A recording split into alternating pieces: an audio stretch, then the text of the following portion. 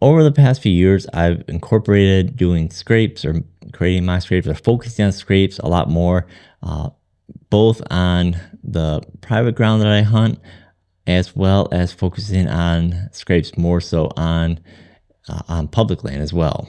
So essentially, if you don't already know, a mock scrape is essentially uh, uh, a manufactured scrape that's not already there naturally to basically to get that same benefit that a typical scrape would have. Now, a scrape is essentially the communication hub for deer. You know, essentially, there's two components to it. It involves essentially a dirt patch. Can be varied in size, usually somewhere between 2 feet to up to even up to 4 feet or even 5 feet in diameter. And what has the more important aspect, what I think, is some form of overhead branch that would be essentially at head level for deer. Quite often it's called a licking branch, and that's where I think more of the communication or scent deposits are really happening. So the scents that are being left in a scrape, again, most people know that it's a deer will pee in the scrape or a buck will stand in the scrape and pee on itself and basically allow that urine to run down its dorsal gland down into the scrape, leaving a deposit of scent. Doe will also pee in the scrape, especially when she's in estrus. So essentially, that you know any doe that is in estrus and is ready to breed, they'll pee in that, essentially kind of communicating that they're ready to be bred. And then for the overhead branch, again, that's where I think a lot more of the communication happens.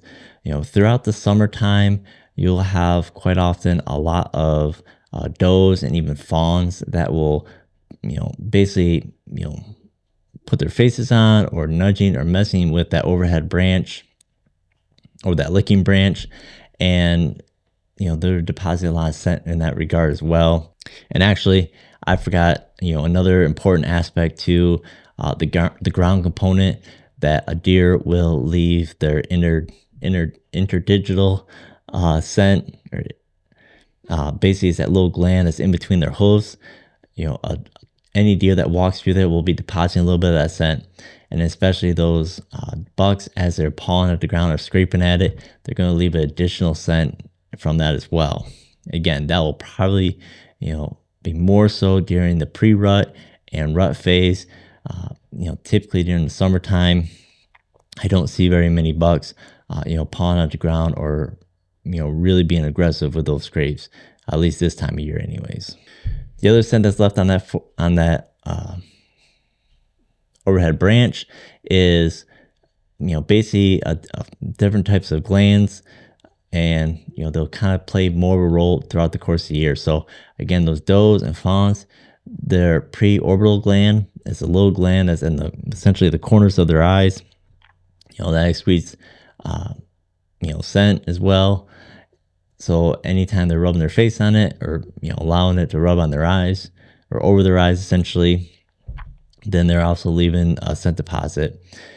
And then the other big one during the course of the rut is the forehead gland. So it's essentially it's a little gland inside the forehead that will excrete like a oily or almost like a waxy, secretion, and that's going to have a significant scent profile. You're going to see, especially in regards to the more mature bucks, they're going to have, that forehead gland is going to be the most active for them. So during that pre-rut and rut phase, especially on those overhead licking branches, they're going to be depositing the most amount of scent, essentially signaling that they're a mature buck and that they're essentially ready to breed, essentially. So in a lot of those scents too, if we can I'll be getting into that a little bit more in depth a little bit later, how you can utilize some of those different scent profiles to, if you really want to make that my scrape, seem more natural, or really, create a scenario. So, in some of the big benefits of, a scrape or a mock scrape, especially, is that it can become a focal point of an area. So, having that scrape, the natural scrape or a mock scrape in a location is going to draw some more deer into the area. or at least up to that location, being kind of that, that communication hub, or you're kind of like that, the the water cooler of the woods, where it's just going to be an area where this deer are going to come to communicate. And as a result of that, you can utilize that as a better way to collect inventory of the deer in the area, kind of creating that congregation of deer movement.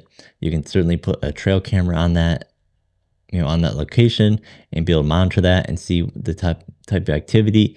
And again, it's going to be more of a focal point where you can, kind of get a better idea of the deer in the area outside than just putting a camera out and seeing what passes by. So another one is by having that scrape, or especially having a scrape established, you're going to get an increased number of bucks that are going to visit that site during the course of the rut.